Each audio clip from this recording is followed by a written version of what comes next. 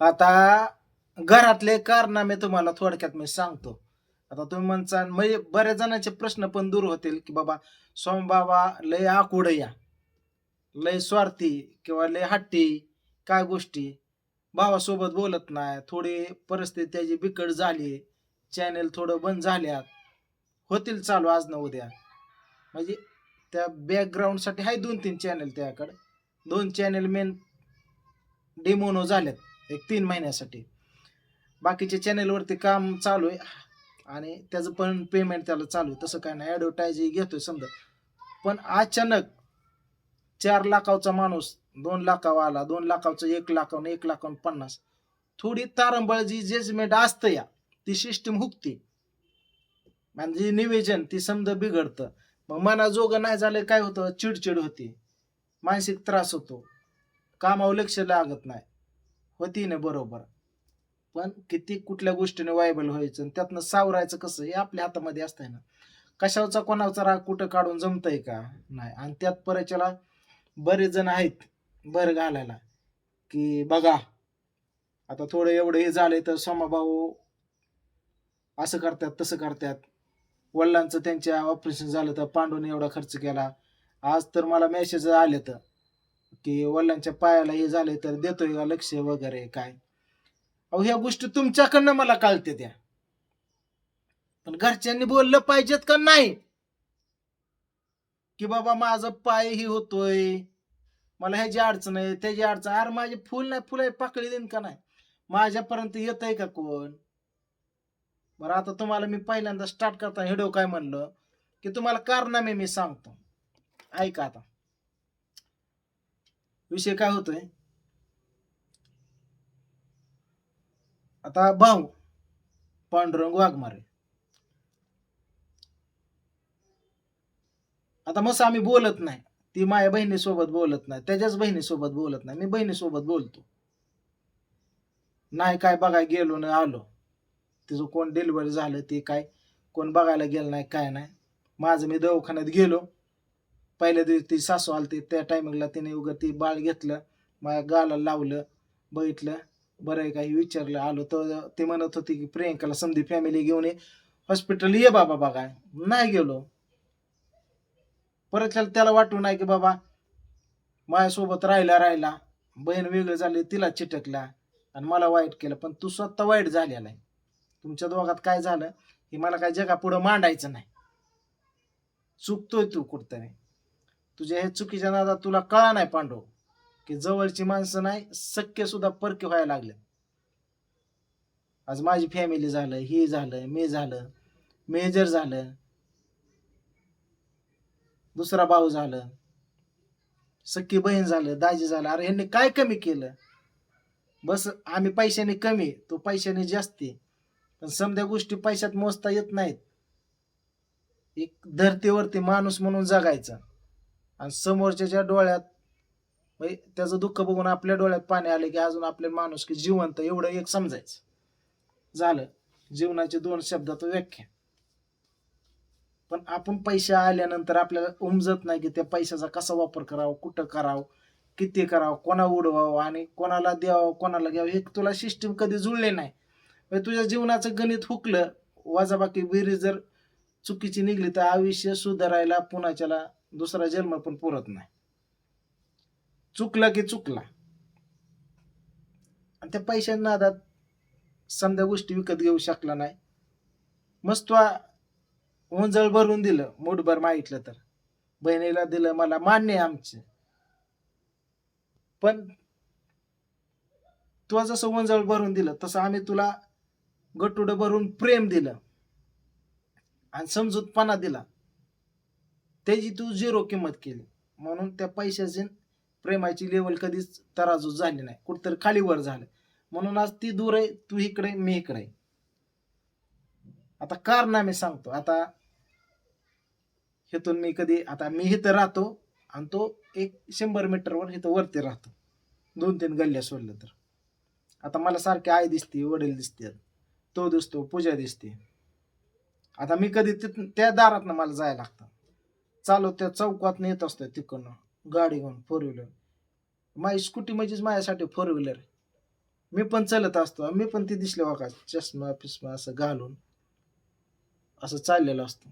चष्म्यातनं मी बघतो त्याला, पण त्याचा चष्मा नसताना सुद्धा असा सुद्धा डोळा होत नाही. असं सरळ जातो. त्याला कळतं मी गेलोय. असं सुद्धा बघत नाही. माझं एक मोठा भाऊ म्हणून असं तिरपा बघत असतो चष्म्यातनं. काय चालू आहे त्याची हालचाल, कुठली अडचण येतंय, कुठं फिरतोय. चॅनेल सारखं सर्चिंग करून बघतो. किती व्हिडिओ पळाले, किती पेमेंट येतंय. त्या चेहऱ्यावरनं हावभावानं. पण त्याची मनस्थिती अशी नाही की बाबा भाव चाललाय म्हणून थोडं हे असं करायला त्याला जेव्हा येतं. ताईट ही ताईटपणा तर आपल्या लास्टपर्यंत गेलाय ना. वाकण पण मोडणार नाही असं. मोडन पण वाकणार नाही. हा माशा मग ते आता पूजाचं आल्यावर बोलते का तुला? इथं सांग मोठ्याने.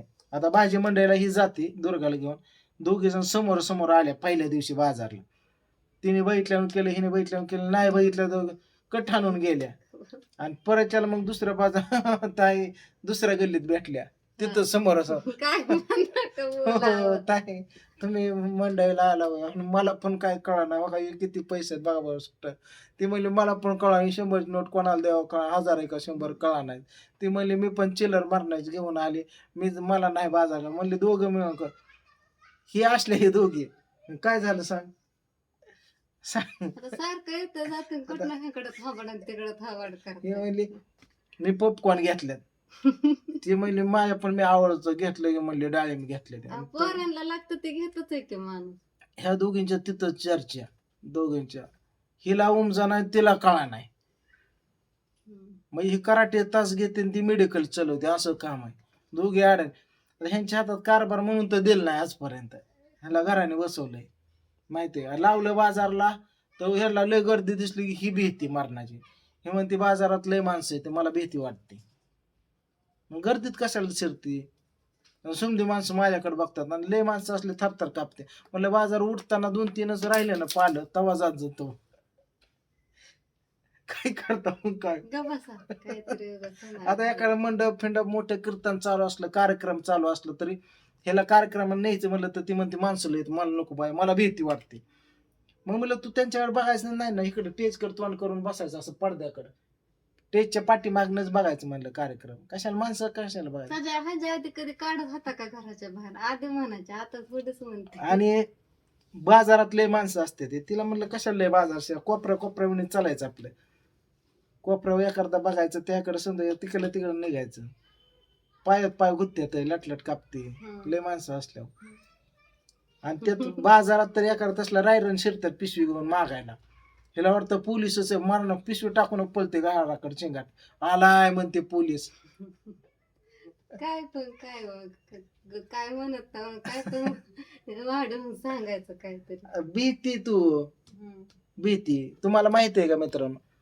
घरात एक पाखरू खिडकीत येऊन बसलं तिने हाय एवढा स्वयंपाक सोडून दिला केलाच नाही. गेला है ना. दुसरी गोष्ट बाथरूम मध्ये एवढीशी पाल होती माया उशा की बघ की मी 9ला उठलो तर हिने आंघोळ सुद्धा 9ला केली. बाथरूम तुम्हाला सांग तिकडे सुद्धा पोरं पारोशी ठेवली कारण बारीक एवढंस पिल्लू गेलो मी अशी धरलं दिली फेकून भय हे असले माहिती का. आणि का इथं कोपऱ्यात एवढीशी बारकी गोम शिरले एवढीशी काय दिसलं तिला किडो काय की रातभर लाट झोपा नाही. मी 2-3 गुरून झोपा काढल्या. या अशा गोष्टी तुम्हाला सांगतो. मग ही एक अवघड जागेत दुखणे सांभाळायला लागते मला. बाकीची होऊन तू काय करते हा आता काय. आणि त्या पूजा तिचं एक वेगळंच असतंय काहीतरी. ह्या घराचं तुम्हाला सांगतो ह्यांचं काय नाही ह्या दोघींचं काय नसतं हिचं काय नसतं त्या पूजेचं काय नसतं. पण हे आमच्या आकुड आता इकडं आई आली तर म्हणती ती पोरग बोलत नाही ती पोरग बोलत नाही कोण मी. मला मग हे वाटत नाही कारण ती बोलत नाही ते आकुड जाण्याचं मला म्हणते असे. मग यावं फिरवा तोंडावून हात माझं लेकरून घ्यावं म्हणतेस ना मग का माझी मी कामातच येतो जातो हे करतो. आता पायाला वडिलांच्या काय जखम झाली तर ती सकाळी टाकली वाटते त्याने हेड्यामध्ये, तर मला बाहेरनं समजलं. तिला म्हणलं जा बघ काय अडचण आहे. एक जणांनी मला उपाय सांगितलाय, एका ताईंचा कॉल आलता, ते मला बोलले की सोमादादा त्यात गोमतारानं एक कडुलिंबाचा पाला टाकून लावा किंवा केळी पिकलेली घ्या, त्यावर लावा. माझ्या पण घरच्यांना असं झालं तर झालं, बरं काय नाही एवढं म्हणले. आणि ह्यांनी टुबा वगैरे आणून लावले, बरे फरक पडलाय. पण अजून काय उपाय असले तर तुम्ही सांगा त्याच्या व्हिडिओमध्ये. मग त्या बाईचं रेकॉर्डिंग मी ह्या दोघांना पाठवलं, कोणाला, पांडूला आणि पूजेच्या मावाला. ऐकून करताना उपाय सांगायचं नाही आपण तोंडाने कॉल करून, अशा गोष्टी.